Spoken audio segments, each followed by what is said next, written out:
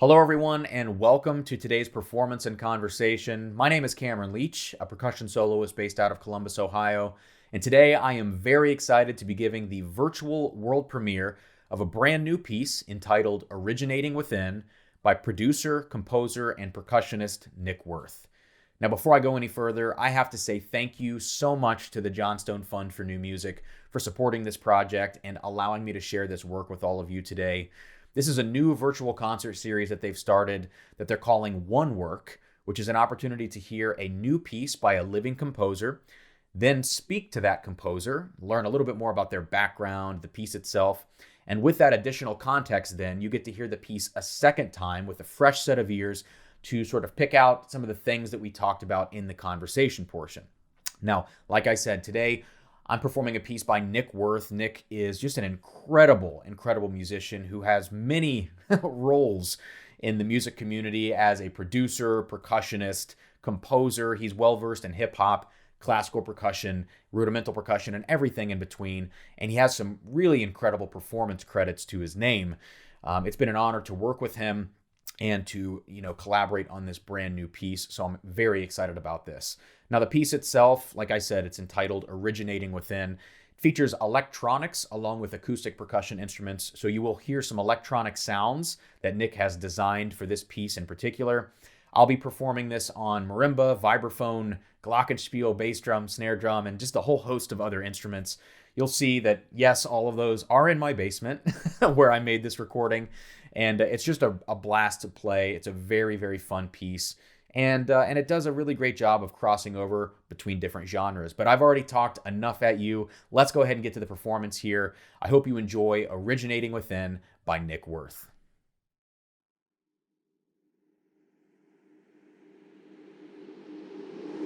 All sound comes from within. Within each of us, the truest sign of life speaks effortlessly. The closer we listen, the greater it grows.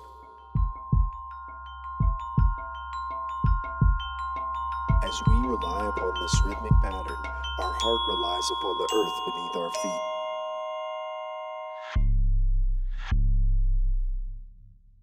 When our environment is just right, clean air, clean water, and proper sunlight, an entire world of rhythmic pattern is revealed through the power of creativity.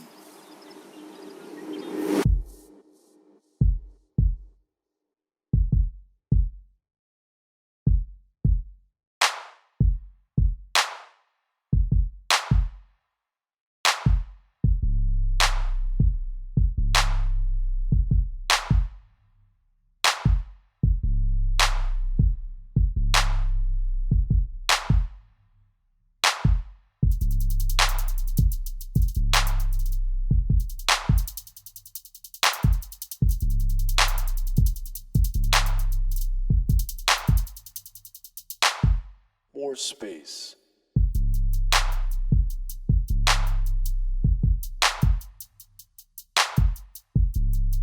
Yes.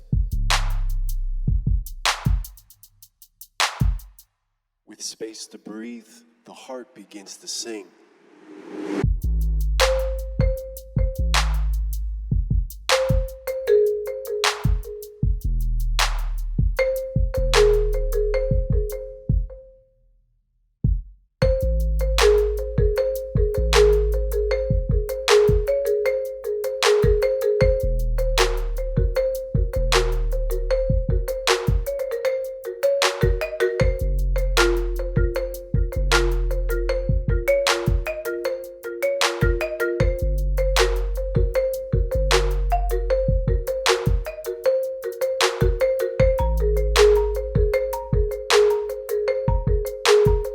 Sometimes our heart's not in it. And this can be difficult to accept. Within it. Originating within it. But when it returns, we're reminded of a limitless inspiration.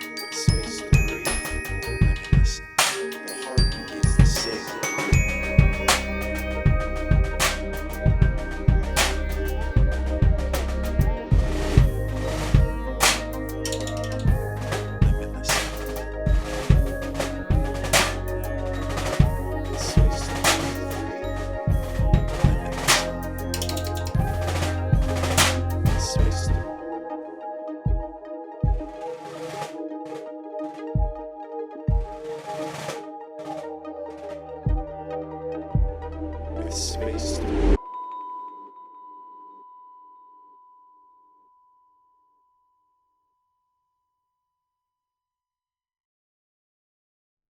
All right, so I hope you enjoyed that performance of Originating Within, and remember, you are going to hear that for a second time before this video is over today. Now, before we bring Nick in and talk to him about his musical background and this piece in particular, I wanted to take a second to tell you all a very quick story about my background with Nick Werth. So let's rewind now to 2007 to 2009. At the time, I was going from middle school to high school. I was very involved in drumline and studying rudimental percussion. And I was actually a member of an online forum called snarescience.com. And yes, this forum was about as nerdy as it sounds. It was a place where young, like-minded drummers from all over the country would kind of get together and post the sheet music to these drum licks that we would write and learn each other's music and post videos of ourselves playing it. But there was one person in particular on these forums posting extremely complicated rhythmic etudes called the Rhythm of Conscience series. And this actually ended up being Nick Werth. I was studying his rhythmic etudes. I was watching the videos of him performing them and just sort of learning a lot from that. Now, let's fast forward about 7 years to 2016.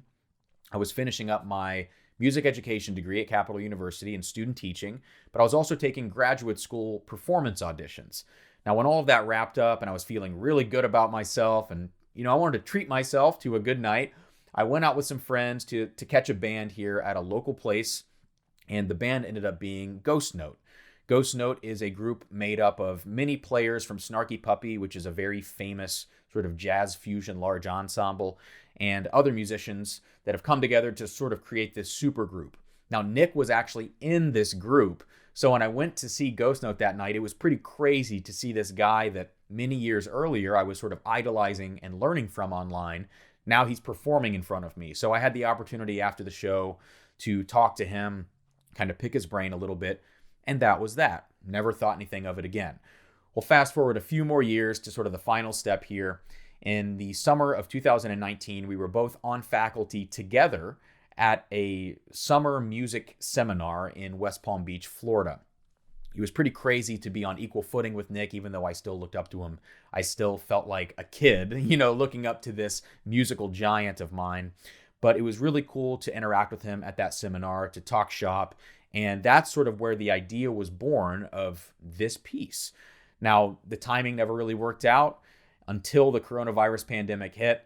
And that's where I will leave this story off. Now I'm going to bring Nick in and we're going to have a conversation here. It's already been recorded and everything like that. It was a great conversation. So without further ado, this is my talk with Nick Werth. All right, well, I'm joined now by Nick Werth. Nick, thank you so much for hanging out and chatting with me today. Absolutely. Thanks for having me, Cameron. Yeah, so at this point, everybody has kind of heard the backstory of kind of how I know you and our interactions over the years, and they've heard the piece, performed once, and they're going to hear it again after we get done talking here. But obviously, you're the composer of the piece. You've put a lot of work into this, and I'm so excited to hear from you some of your thoughts. Obviously, we collaborated closely on this piece over several months during the coronavirus pandemic. But can you start off by just kind of giving us a little bit of your musical background, maybe a couple of highlight moments for you that have kind of gotten you to where you are today, to present day Nick, who wrote this particular piece? Sure. Let's see. So I studied most of my advanced percussion studies. I studied at University of North Texas. Hmm. I got my undergraduate degree there in percussion performance, and most like you know all percussionists out there that are classically trained, my path up until college was very similar. Starting in sixth grade and learning my rudiments, falling in love with rudimental percussion in high school and being involved in the drum line and marching band activity, and then simultaneously finding a lot of passion on the pop side of music, and for percussion applications, specifically drum set. And I found vibraphone to be a little bit more pop focused, especially with the use of it in jazz. Hmm. So I really was kind of drawn in both directions, the classical and the pop. And I guess once I got out of school and really started focusing on what it was I was going to do with the next years, and my percussion passion, I really kind of fell back into where I started with music, really, which was more pop centered. I always had a love for hip hop music, funk music, R&B, jazz, soul. My parents always had some things playing in the house, whether it be records, 8 tracks, tapes. And so after the classical training, I returned to that world. And now, fast forward to here, now I find myself in a position where I'm bringing these two worlds together, the pop world and the classical, and kind of creating something new. Yeah. Well, can you talk a little bit about you mentioned your influence with hip hop and stuff like that. Can you talk a little bit about some of the projects? I mean, I have a couple in mind that I that I know you from, but some of the stuff that you've done in your past that people might be able to check out if they want, outside of what they're hearing today. Yeah, absolutely. So first and foremost, I have a solo project that I call Galaxy. It's spelled Galaxe. And with that project, that really is kind of my definition of synthesizing, fusing together the classical and the pop worlds. And so what I'm doing is I'm using a four mallet jazz vibraphone technique, but then I'm using an electronic instrument that's fully MIDI, and then triggering a bunch of modern hip hop production that I've produced and customized and whatnot. I was also a member of Ghost Note for a number of years. Definitely some hip hop influence there. That's a band that my brother Nate Werth started with Robert Sput Seawright. I do some collaboration with other artists and I produce for other artists from time to time. But Galaxy and Ghost Note would be the two main. Yeah, yeah, and those are the ones I know you from. Of course, everybody kind of heard me talk already about seeing you perform with Ghost Note a couple years ago here in Columbus, and just like how eye-opening that was to see somebody take what we, classical percussionists think of as just this very studied four mallet technique and apply it to like things on a 5-lit grid, all these Dilla influence things that you're doing on this mallet station. It totally will blow your mind. So anybody that's watching this right now, please check out Galaxy, Galaxe, Ghost Note, all the kind of stuff that Nick is doing is really amazing. But let's get back kind of to this project here with Originating Within, which has a lot of these influences like you talked about from your other projects.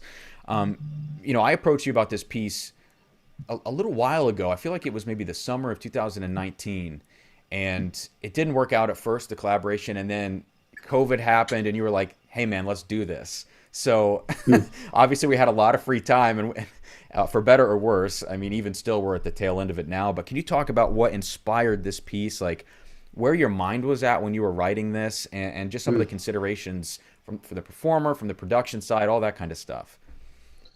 Yes, definitely. Wow, where was my mind at when I wrote this thing? Oh, so many places, so many places. I I do imagine that this whole experience over the last year with COVID and the pandemic and quarantine, I do imagine that it has affected every single one of you out there. Regardless of where you're at, who you are, where you come from.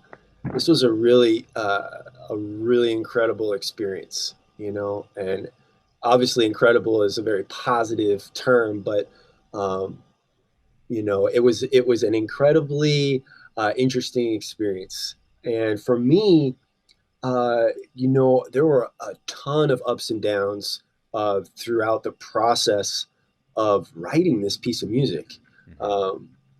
And really, I want to say that our first chat about the specifics of this commission, I want to say, was March Yeah. of when things actually shut down. Yeah.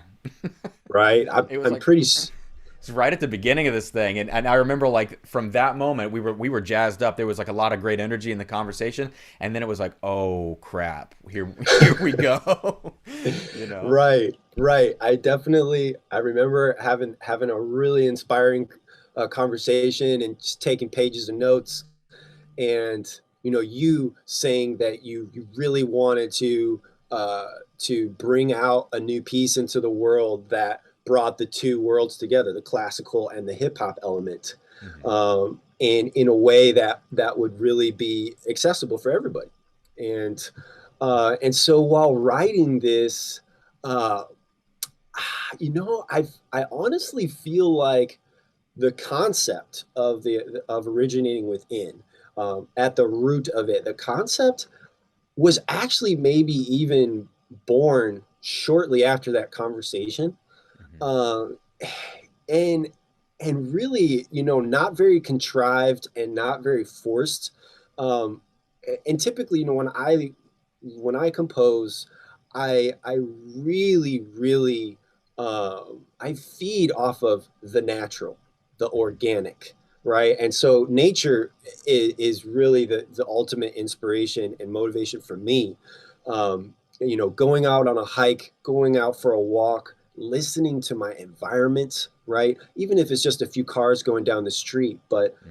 those types of monotonous everyday experiences play a big role in my personal inspiration when I compose.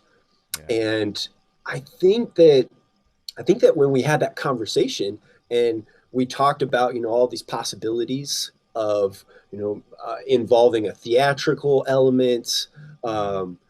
maybe having sounds come from the body actually, right?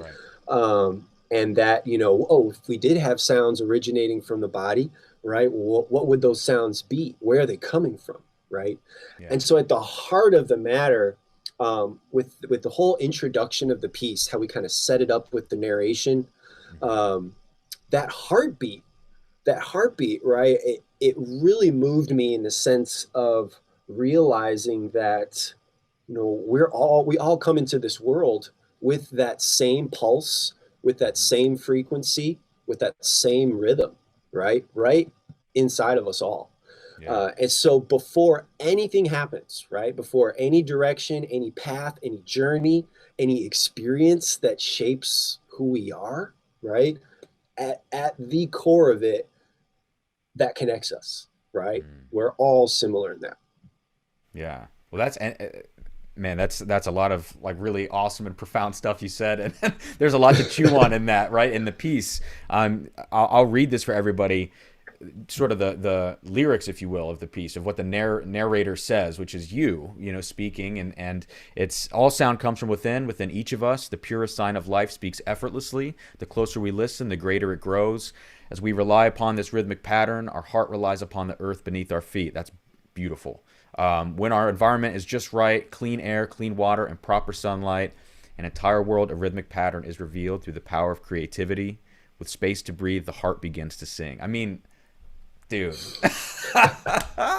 And the way that you weave it in with the piece too, we had talked about like having this narrator kind of commanding or controlling a little bit in the piece, and it took a little bit of a different direction to where it's less control, you know. It's more of just like this omnipotent being, like kind of just speaking for the whole piece. And the interaction there is interesting. Like you talked about theatrics, and that was something we had tried to plan out for the piece.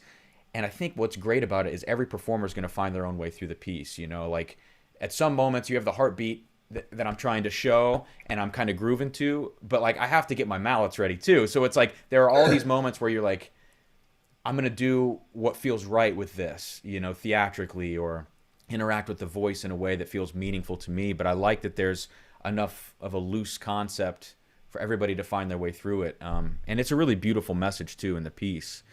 And I should mention too, quickly, that, you know, this wouldn't have been possible without the help of quite a few people. About 30 people helped commission the piece, which is just great, man, to get so many people on board to help bring this to life, you know. Absolutely, absolutely. These types of projects, and kudos to you for spearheading, you know, the commission. And you know, obviously you've done this thing before, and you know, you have a lot of people that follow you because of that, and you know, they kind of trust your sense of musicality, your taste of music. And you know, if you're saying we've got to commission somebody to write this piece, people kind of hear you out, right? And they support you on that. So I think it's a pretty special. It's a mutually beneficial situation, right? Where you're able to bring about the literature, right, into the percussion community that you want to see here and that you want to be playing and performing.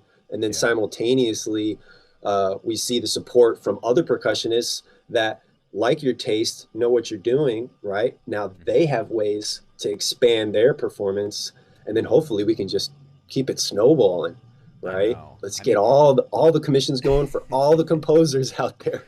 There's no better way to do it, you know, especially with such a young art form as percussion. I mean, I feel like a broken record because we say that as percussionists to everybody. Oh, it's so young, you know, it's endless possibility and all this kind of thing. But it's really true, and there are so many cross-pollinations and collaborations that we just haven't had yet that we need to have. And for me, you know, my whole mission at the start of commissioning pieces from composers, like number one was to get them paid an appropriate amount of money. And I always feel like even if I get someone X thousands of dollars or this or that, it still never feels like it's enough because I know the work that goes into this stuff, you know. But my goal is like get as many people involved to pay that composer as fairly as I possibly can, and to get the piece in the hands of everybody else because it gets that composer's music out into the world, you know. And nobody knows the side-by-side relationship and possibilities of classical percussion, rudimental percussion, and hip-hop better than you. I mean, you're probably the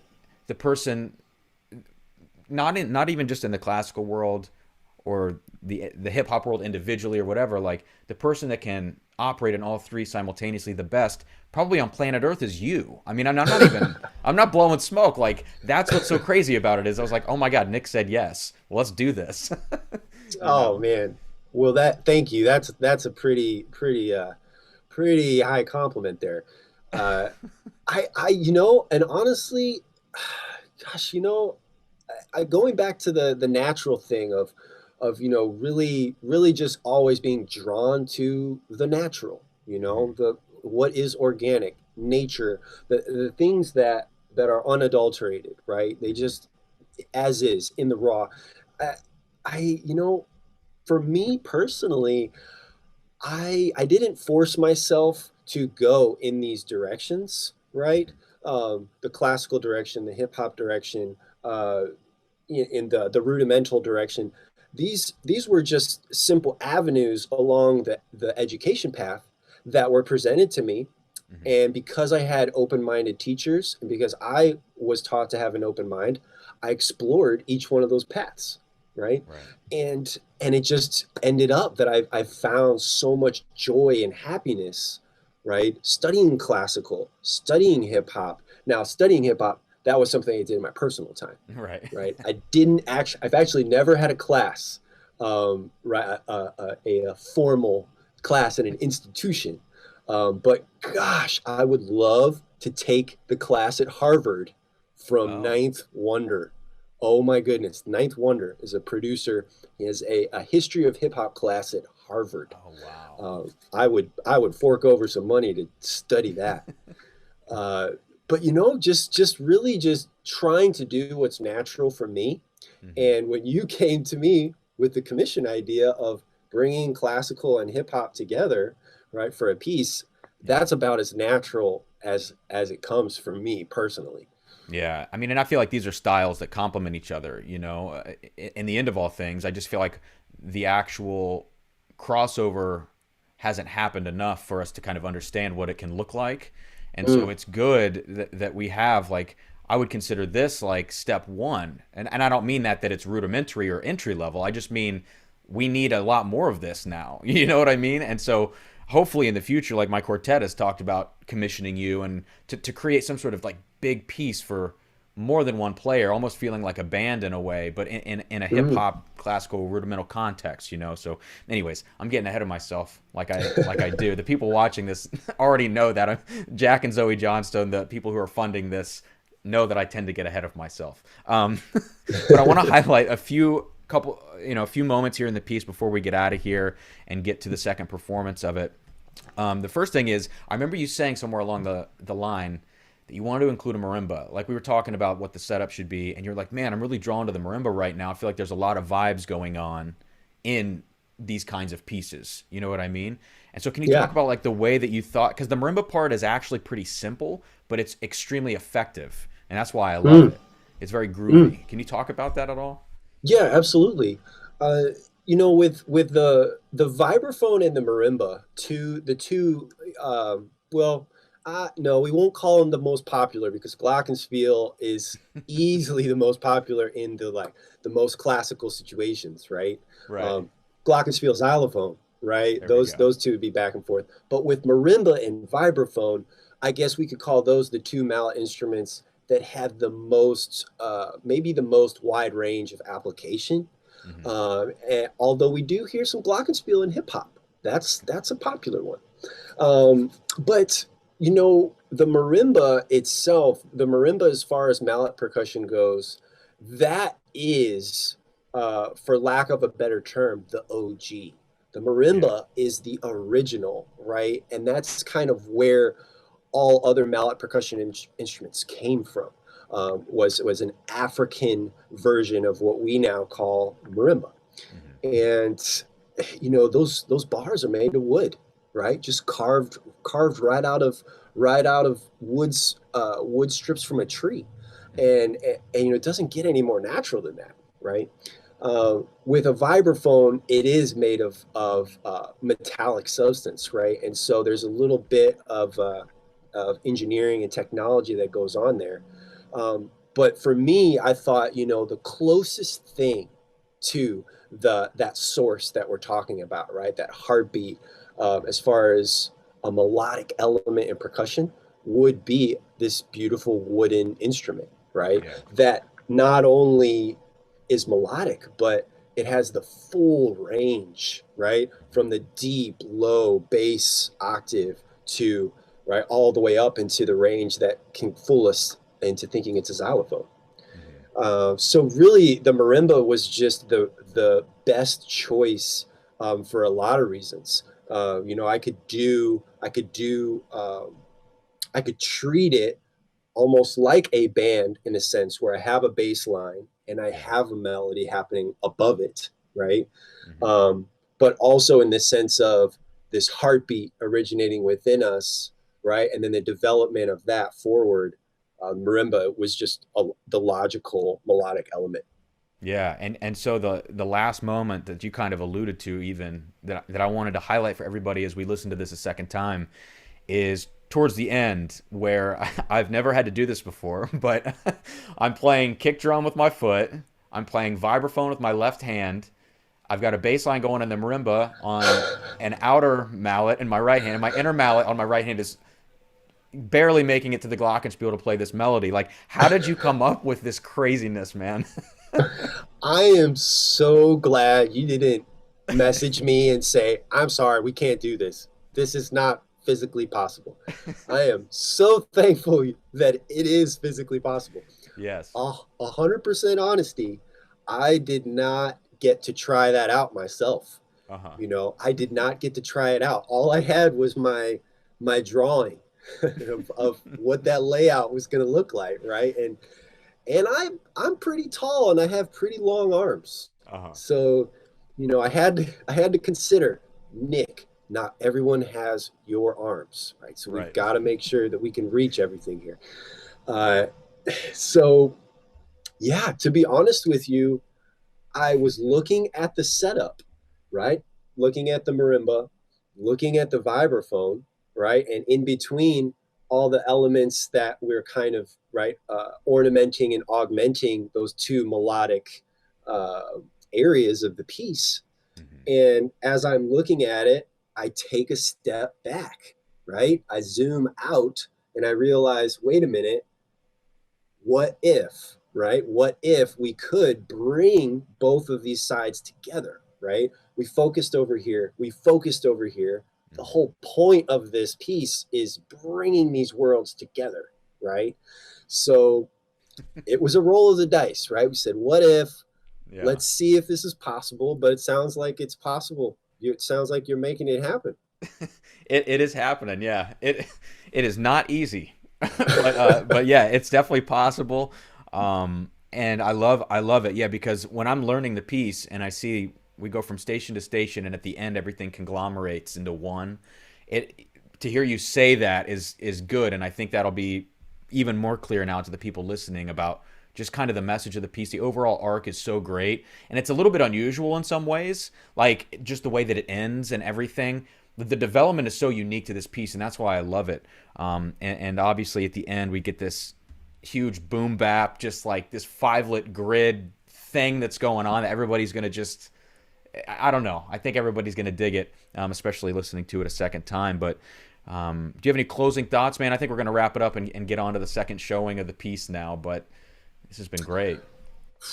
I'm just, really, really quick comment about that 5-lit grid. Let's get really nerdy as percussionists for a second. I think we're well on our way to making 5-lits, quintuplets, just as familiar as sixteenths, sextuplets, and why shouldn't they be, right? They're just sandwiched right in between the middle of them, right? But you know what?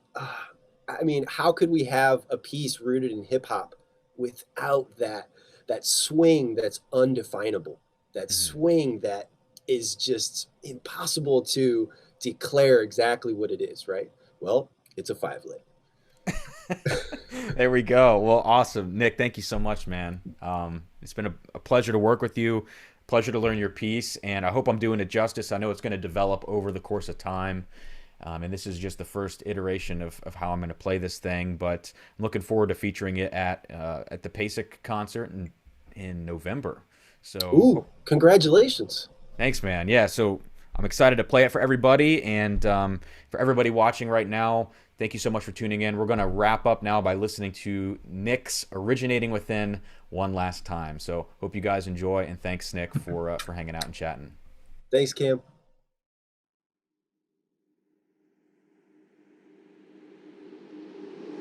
All sound comes from within. Within each of us, the truest sign of life speaks effortlessly. The closer we listen, the greater it grows.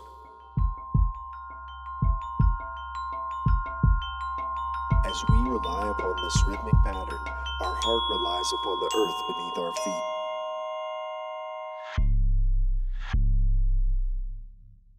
When our environment is just right, clean air, clean water, and proper sunlight, an entire world of rhythmic pattern is revealed through the power of creativity.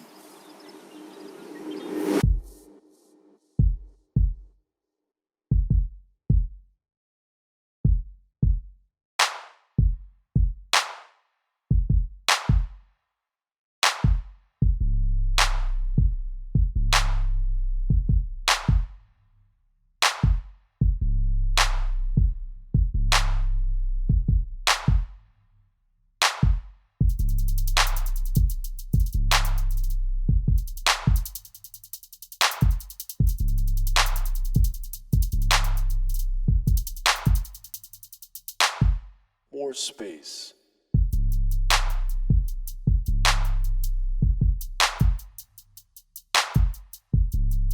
Yes. With space to breathe, the heart begins to sing.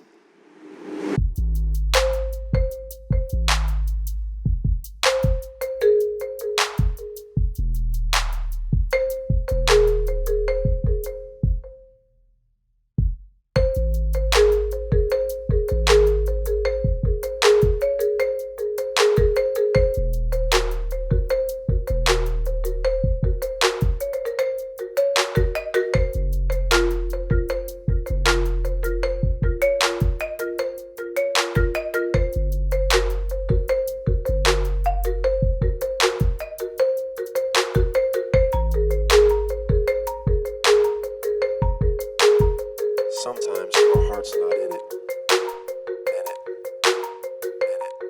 And this can be difficult to accept. Within it, within it, within it, within it, originating within it. But when it returns, we're reminded of a limitless inspiration.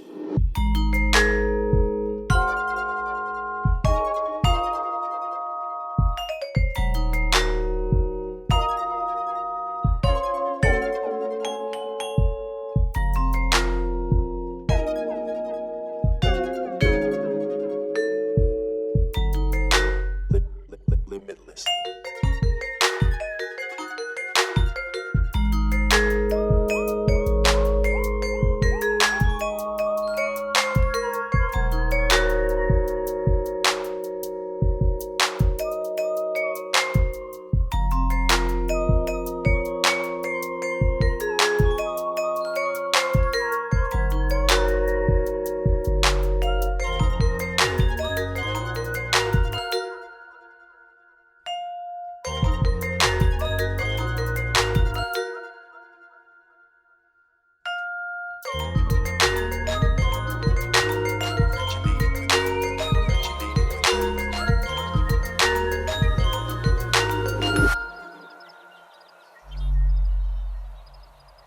All sound comes from within, within, within, within, within, within, within.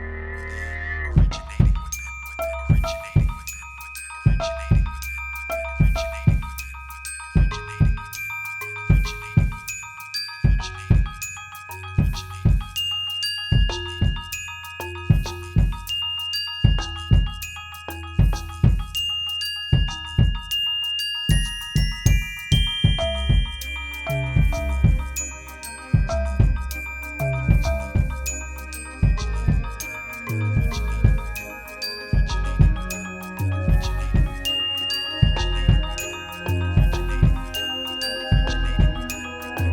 originating within.